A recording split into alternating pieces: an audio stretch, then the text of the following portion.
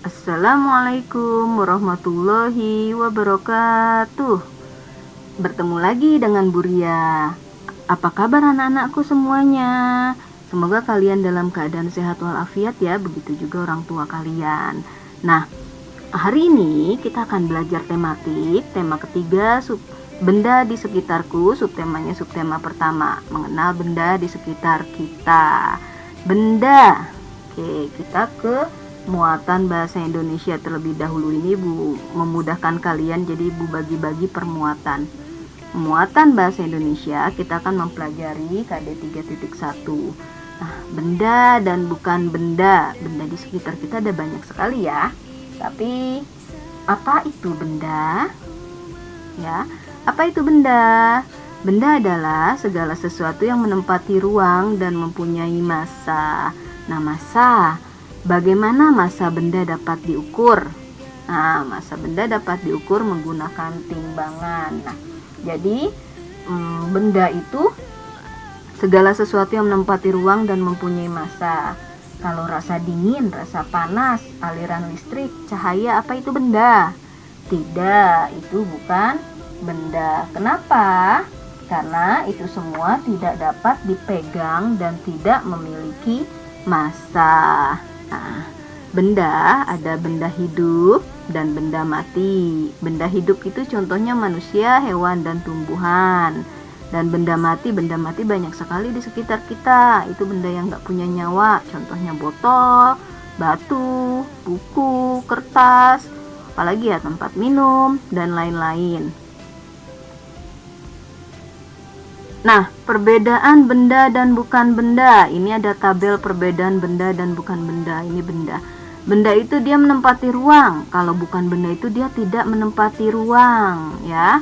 Kalau benda itu mempunyai massa, bukan benda tidak mempunyai massa. Benda dapat ditimbang, bukan benda tidak dapat ditimbang. Ini perbedaan benda dan bukan benda. Nah, pengelompokan benda itu dapat dikelompokkan diantaranya berdasarkan ukuran. Misalnya bendanya ada benda yang besar, ada benda yang kecil ya. Juga ada benda yang panjang dan ada benda yang pendek dan ukuran-ukuran yang lainnya. Benda yang berat, benda yang ringan itu juga bisa ya. Lalu pengelompokan benda berdasarkan bentuk. Nah, ini benda yang berbentuk tabung. Tuh ada kaleng-kaleng ya. Kaleng-kaleng ini dia berbentuk tabung. Lalu ada benda yang berbentuk balok. Ini kontainer nih. Ini ada tempat tisu, ya. Ini berbentuk balok. Lalu ada benda berbentuk kubus. Ini Rubik ya. Dan ada banyak benda lagi yang lain berbentuk kubus. Dan ada benda yang berbentuk bulat atau bola. Ini ada banyak sekali nih. Ada bola, kelereng, bakso. Lalu ini coklat. Ini ada mutiara. Mutiara berbentuk bulat. Oh, ini ada semangka ya. Lalu pengelompokan benda berdasarkan bahan pembuatannya. Yang terbuat dari kayu, nih contohnya alat masak dari kayu, furniture. Lalu ada lagi nih meja makan plus kursinya, ada talenan dan ada banyak lagi. Mainan dari kayu juga ada banyak. Rak buku juga dari kayu. Lalu benda yang terbuat dari kertas, ini paperback yang terbuat dari kertas. Lalu ada koran, ada uang, ada buku, majalah, dan lain-lain. Lalu benda yang terbuat dari plastik. Nah, ini alat rumah tangga, mainan anak terbuat dari plastik. Ini celengan, ember, kursi plastik. Di sini juga ada alat makan. Ini ada mainannya Lego. Banyak lagi yang terbuat dari plastik, terbuat dari kaca. Ini kaca gelas.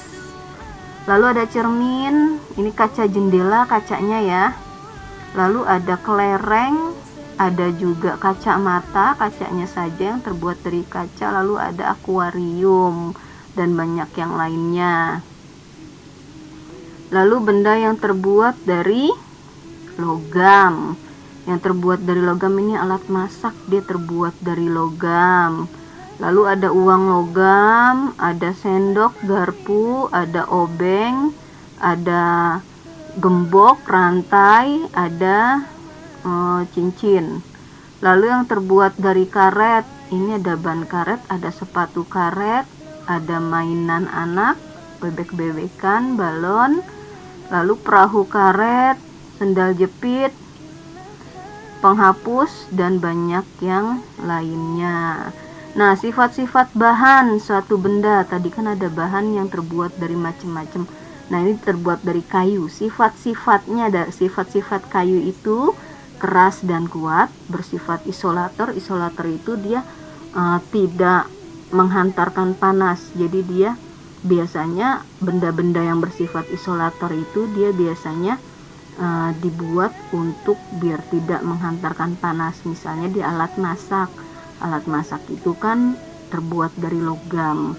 Biasanya di gagangnya itu ditambahin benda yang bersifat isolator, itu bisa kayu, bisa plastik atau karet. Karena dia kalau kita mau pegang misalnya panci, mau pegang pancinya kan pasti kena panas ya. Nah, biar kita megangnya aman, biasanya gagangnya itu ditambahin benda-benda yang bersifat isolator. Nah, dia tidak tahan air dan tidak dibentuk. Isolator juga dia tidak menghantarkan listrik. Nah, lalu ada kertas. Kertas itu mudah robek, mudah menyerap air. Ya, kalau dia kena air dia akan rusak. Lalu ada benda bahan plastik. Dia biasanya tidak menyerap air, ringan, tidak mudah pecah, lentur, mudah dibentuk, tembus pandang, bersifat isolator. Biasanya dia suka alat-alat rumah tangga banyak sekali yang terbuat dari plastik. Lalu ada benda yang terbuat dari logam. Ini sifatnya keras, kuat, tidak lentur, tidak menyerap air, tidak mudah terbakar api, penghantar panas yang baik atau konduktor, dan dapat ditempa.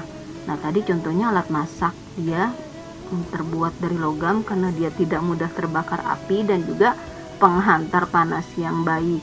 Ya, kalau misalnya alat masaknya terbuat dari bahan isolator, dia nggak akan panas-panas. Kamu masak dikasih api, yang ada malah meleleh.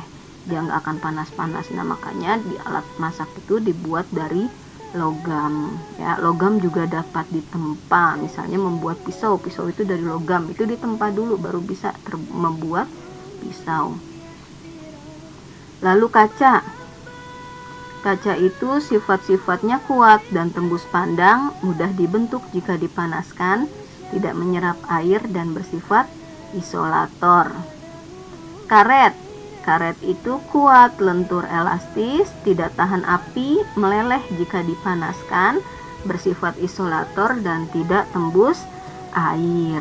Itu sifat-sifat suatu bahan. Kita lanjut ke muatan PPKN KD 3.1, memahami arti gambar pada lambang negara Garuda Pancasila.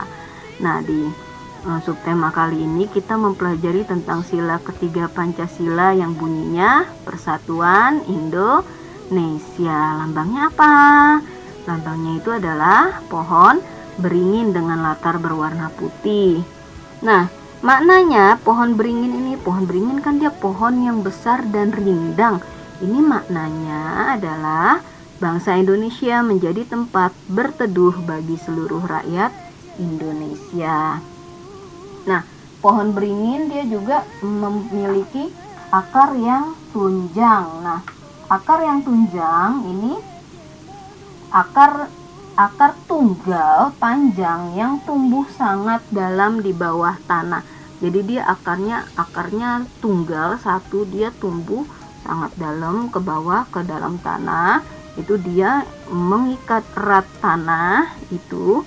Maknanya, kenapa dipilih ini? Maknanya kuatnya ikatan kesatuan dan persatuan bangsa Indonesia. Lalu pohon beringin ini dia di ranting-rantingnya ada akar yang bergelantungan dari rantingnya nih, akar-akarnya bergelantungan. Ini maknanya Indonesia adalah negara kesatuan, tapi mempunyai berbagai latar belakang suku, agama, dan budaya yang berbeda dari Sabang sampai Merauke, ya. Nilai-nilai yang terkandung pada sila ketiga Pancasila itu diantaranya yang pertama, menempatkan persatuan, kesatuan, kepentingan, dan keselamatan bangsa dan negara di atas kepentingan pribadi dan golongan. Lalu yang kedua, memiliki rasa cinta tanah air dan bangsa serta rela berkorban untuk kepentingan bangsa dan negara. Yang ketiga, pengakuan terhadap keragaman suku dan budaya bangsa serta sekaligus mendorong ke arah pembinaan persatuan dan kesatuan bangsa. Oke, kita lanjut ke muatan matematika. KD 3.7 mendeskripsikan dan menentukan hubungan antar satuan baku untuk panjang, berat, dan waktu yang umumnya digunakan dalam kehidupan sehari-hari. Untuk sekarang, untuk di subtema ini kalian mempelajari tentang alat ukur panjang ya. Pasti kalian pernah dong mengukur panjang suatu benda. Nah, ya. Alat ukur panjang suatu benda itu ada dua, ada alat ukur baku dan ada alat ukur tidak baku. Kalau alat ukur baku itu dia maksudnya gini. Siapapun yang mengukur menggunakan alat ukur itu hasilnya akan sama. Misalnya si A mengukur dengan alat ukur baku, salah satunya contohnya ada penggaris, meteran pita, meteran roll, dan lain-lainnya. Misalnya si A mengukur panjang buku menggunakan penggaris. Nah, B juga mengukur buku yang sama menggunakan penggaris. Nah, hasilnya dia akan sama. Nah, kalau alat ukur tidak baku itu contohnya jengkal, hasta, depak, langkah, dan lain-lain. Nah, ini dia alat ukur tidak baku itu orang yang satu dengan orang yang lainnya menggunakan alat ukur tidak baku tersebut pasti hasilnya tidak sama. Misalnya jengkal. Si A anaknya tubuhnya tinggi besar. B anaknya kurus kecil. Ya, dia mengukur satu benda yang sama menggunakan jengkal tangannya sendiri. Nah, pasti hasilnya akan berbeda karena tangan si A dengan tangan si B itu akan berbeda. Ya. Nah, di sini ada contoh alat ukur tidak baku. Di sini alat ukur tidak baku itu ada jengkal. Jengkal itu ukurnya dari ujung kelingking sampai ujung ibu jari. Ini tangannya itu dilebarin ya jari-jarinya. Nah, lalu ada juga hasta. Kalau hasta dari siku sampai ujung jari tangan. Ini hasta. Lalu ada depa. Nah, ini depa tangannya direntangkan, ukurnya dari ujung tangan kanan sampai ujung tangan kiri. Ini depa. Lalu ada langkah, seperti kamu melangkahkan kaki. Lalu bisa juga dengan tali atau dengan pensil atau dengan kayu dan lain-lainnya. Nah, kalau alat ukur baku, ini contohnya adalah meteran kain. Nah, siapa yang pernah lihat ini meteran kain? Ya, meteran kain ini dia untuk mengukur panjang kain. Kalau kamu mau buat baju, biasanya diukurnya pakai meteran kain. Ya, dia ada dua, nih ada dua sisi. Satuannya itu yang sisi ini satuannya sentimeter, yang sisi satunya ini satuannya inci. Kalau di Indonesia kita biasanya menggunakan satuan sentimeter ya. Nah, dia kalau alat ukur baku dia ada satuannya ya, biasanya sentimeter atau kilometer atau meter seperti itu. Nah, ini alat ukur bahan, alat ukur kain untuk mengukur bahan.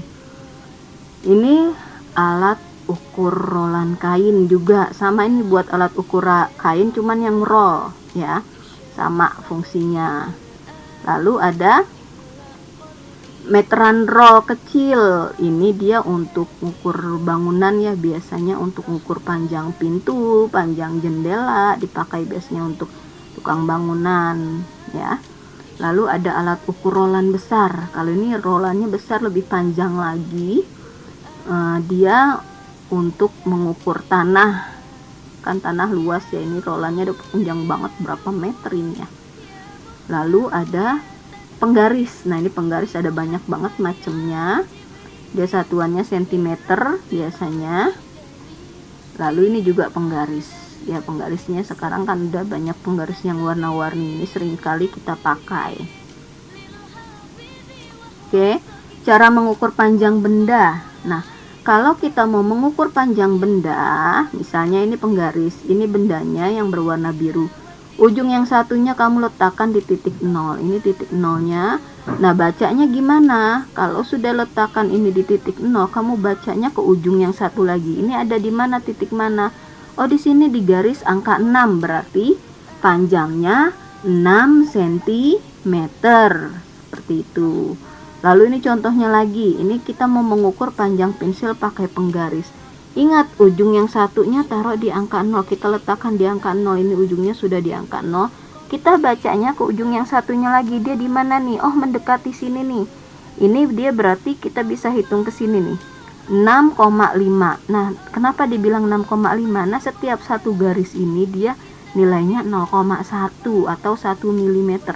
0,1 cm atau 1 mm. Jadi kalau kita udah baca di sini 6, berarti di sini 6,1, 6,2, 6,3, 6,4, 6,5. Nah, ini lebih mendekati. Oh, ini mendekatinya ke 6,4. Berarti ini panjangnya 6,4.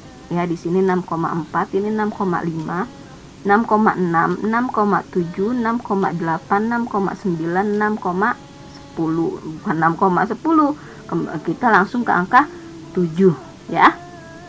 Jadi ini panjangnya, besarnya, panjangnya pensil ini adalah 6,4 cm. Pembelajaran kali ini adalah KD 3.2, mengetahui bentuk dan variasi pola irama dalam lagu. Nah, apa yang dimaksud dengan alat musik ritmis? Alat musik ritmis adalah alat musik yang tidak memiliki nada. Nah, digunakan biasanya sebagai pengiring tambahan pada lagu dan mengatur irama pada musik. Nah, alat musik ritmis ini ada alat musik ritmis tradisional, contohnya itu gendang, tamborin, tifa. Ada juga alat musik ritmis modern, tuh contohnya triangle, drum, simbal, dan lain-lain. Nah, alat musik ritmis juga ada alat musik yang dihasilkan dari anggota tubuh, misalnya tepuk tangan, hentak kaki, bersiul, atau tepuk paha, ya itu dihasilkan dari anggota tubuh. Ini ada contoh alat musik ritmis. Ini ada konga. Konga itu dia cara mainkannya dipukul. Ini marakas, digoyang-goyang. Lalu ada tamborin. Tamborin ini juga dipukul. Lalu ada tifa. Dia alat cara memainkannya dipukul. Timpani juga dipukul. Gong juga dipukul. Lalu ada kendang, itu dipukul juga. Lalu ada drum. Ini alat musik yang modern ya, dipukul. Lalu ada triangle, triangle itu juga dipukul. Nah, ini contoh alat-alat musik ritmis. Jadi dia tidak memiliki nada, dia biasanya digunakan untuk tambahan mengiringi sebuah lagu. Nah, pola irama. Pola irama adalah susunan bunyi dalam satu birama yang muncul berulang-ulang dan teratur dalam sebuah lagu. Jadi susunan bunyi dalam satu birama yang muncul berulang-ulang dan teratur dalam sebuah lagu. Nah, pola irama disesuaikan dengan birama yang dimainkan pada lagu, yaitu pola irama birama 2, birama 3, dan birama 4. Ya, di sini Ibu akan jelaskan birama 2. Pola irama birama 2 maksudnya adalah pola irama yang memiliki 2 hitungan dalam setiap biramanya. Kalau pola irama birama 3 ini pola irama yang memiliki 3 hitungan dalam setiap biramanya. Kalau pola irama birama 4 yaitu pola irama yang memiliki 4 hitungan dalam setiap biramanya. Ya. Nah, ini contohnya nih. Pola irama birama 2 contohnya gini. Misalnya kita menggunakan alat musik ritmis yang sederhana. Ini misalnya kayu kita ketukkan, kita 2 kayu kita ketuk gitu. Bunyinya kan tek. Lalu ini ada kentongan, tong bunyinya. Nanti kalau pola irama 2 gini bunyinya tek tong, lagi ada tek tong lagi. Tek tong. Ini namanya pola birama 2. Dia cuma 2 1 2. Kembali lagi ke pola ke yang 1 2 gitu. Kalau satunya tek, duanya tong, dia balik lagi 1 2 1 2 tek tong tek tong tek tong kayak gitu. Lalu pola irama birama 3, dia berarti 3 ya, 3 ketukan. Ada crek dung dung, nanti balik lagi crek dung dung, nanti balik lagi crek dung dung, seperti itu. Lalu pola irama birama 4, dia berarti 4 kali. Ini ada contohnya nih, tuk prok prok prok, kayak gitu kan nih, 1 2 3 4, tuk prok prok prok lagi, tuk prok prok prok lagi, tuk prok prok prok, seperti itu ya. Ini namanya pola irama birama 4. Oke, cukup sekian pembelajaran dari Buria. Kita cukup sekian pembelajaran tematiknya. Sampai berjumpa lagi di pertemuan selanjutnya. Selamat belajar, selamat mengerjakan tugas. Tetap jaga kesehatan. Terima kasih. Wassalamualaikum warahmatullahi wabarakatuh.